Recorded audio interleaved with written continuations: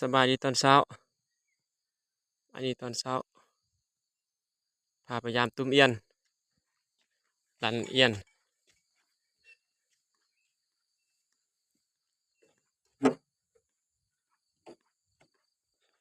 ลุ้นนำอย่าเบิ่งอาจสิถึกบ่มื้อนี้นะ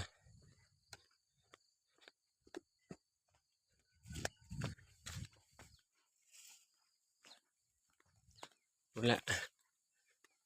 ห่างอยู่หนองทางหน้าพุ่น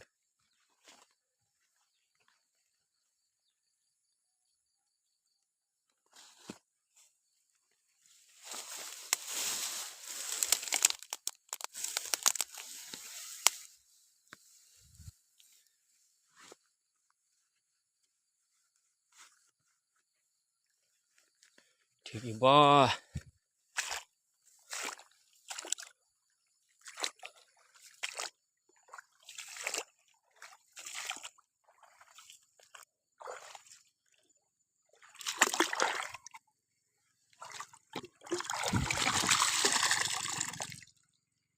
่ถึก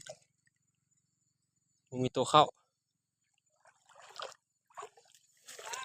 บ่ไปพยายามหลังอื่นต่อ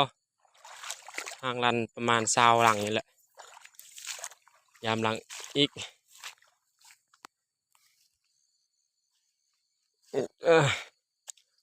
มาลุ้นนำกันอีก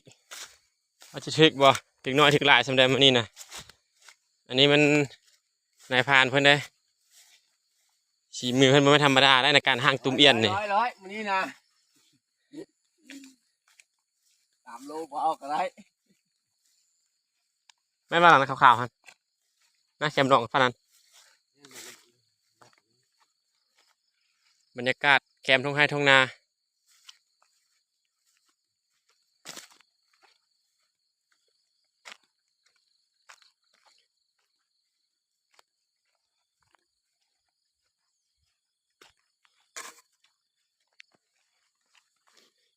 ตัวส่งเอาทุกพื้นแล้วนะไปลุยน้ำมันเนาะโอเคเอาเข้าไปก็ได้โอ้ไม่ปลาข้อว่าเฟื่อนน้ำมันลึกโอเคยาก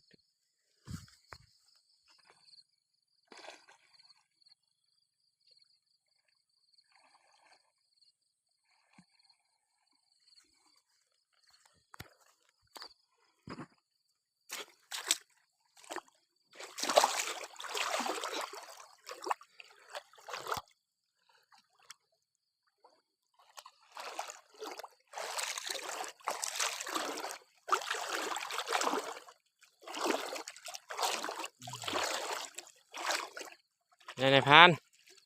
ว่าน้ำพุ่งจุกๆแทะ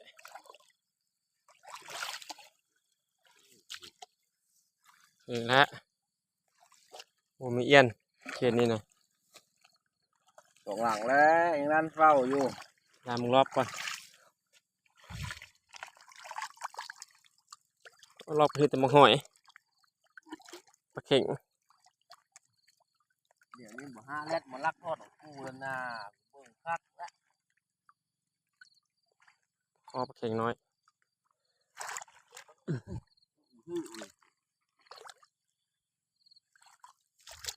งั้นเดี๋ยวเราเถอะ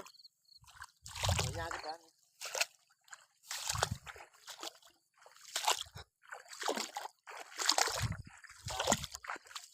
ไปแคมซะฮันต้าบ่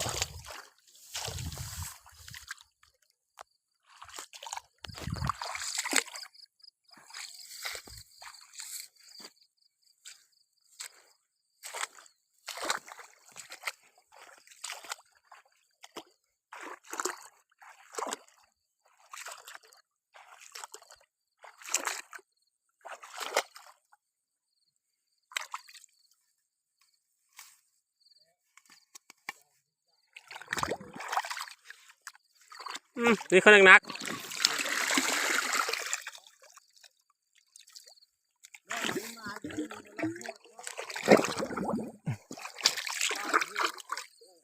ชื่อ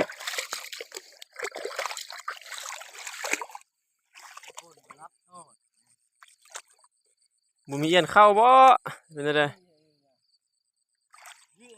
บ่นี่แหละ ดูไหมดูนะดูรอบมันไม่หอห้างเมื่อเลยนะโดนพ่อเยอะบ่ส่งมือเลยดิพาเล็ดยอขึ้นมาเนี้ยแปลงดีอยู่วะขึ้นบามันไล่ทอดไล่นั่นวัดสุดห้าง โอ้ปุดเกิบมาน้ำยังยุบละปีนกูบุคงปานนั้นได้นี่ได้สนามละ